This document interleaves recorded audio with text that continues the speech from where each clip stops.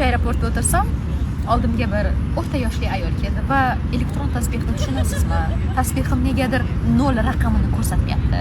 Anchadan beri sanab yurdim, hisobdan adashib ketdim dedi.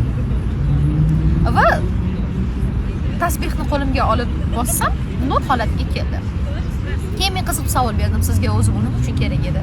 Ayol anchadan beri bir narsani o'ylab yurdim, shunga sanab yurdim dedi.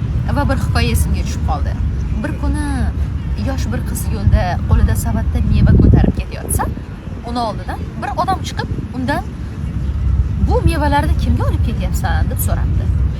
Haligi qiz sevgan insonimga deb javob beribdi. Shunda haligi odam buni sanog'i nechta desa, qiz hayratlanib, kishi hech zamonda sevgan insoniga ham sanab olib boradimi deb javob beribdi. Bu javobdan ta'sirlangan haligi inson qo'lidagi tasbihini uzib, ko'nglidan shunday so'zlarni o'tkazibdi. Men ham Allohga sanab hamd aytamanmi?